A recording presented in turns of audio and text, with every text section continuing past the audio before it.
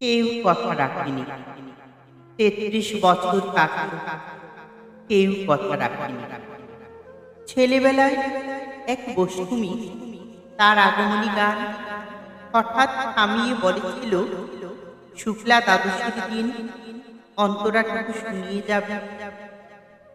তারপর কত চন্দ্রভূক অমাবস্যা চলে গেল, কিন্তু সেই বষ্টুমি আর এল না।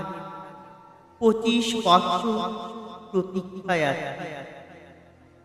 মামা বাড়ির মাঝে নাদের আলী বলেছিল, বড় হও দাদা ঠাকুর, তোমাকে আমি ৩ প্রহরের বিল দেখাতে নিয়ে যাব। সেখানে পদ্ম ফুলের মাথায় সাপ আর ভ্রমর খেলা করে। নাদের আলী, আমি আর কত বড় হব?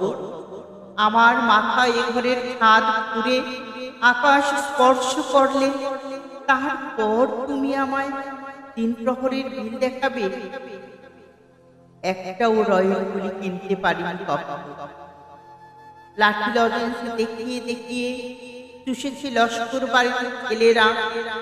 ভিখারির মতন চৌধুরীদের গেটে দাঁড়িয়ে দেখেছি ভিতরে রাস উৎসব।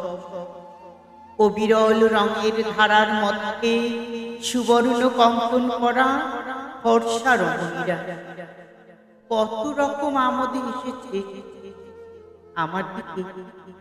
আমার দিকে তারা ফিরেও চায়।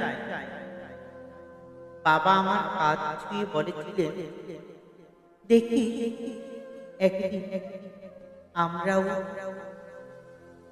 বাবা এখন অন্ধ, আমাদের দেখা হয়নি কিছুই। সেই রয়্যাল গুলি, সেই লাঠি লজেন্স, সেই রাস উৎসব আমায় কেউ ফিরিয়ে দেবে না। বুকের মধ্যে সুগন্ধি রুমাল রেখে করুণা বলেছিল, যেদিন আমার সত্যিকারের ভালোবাসবে সেদিন আমার বুকেও এরকম আতরের গন্ধ হবে। ভালোবাসার জন্য আমি হাতের মুঠোয় প্রাণ নিয়েছি, দুরন্ত সারের চোখে বেঁধেছি লাল কাপড়।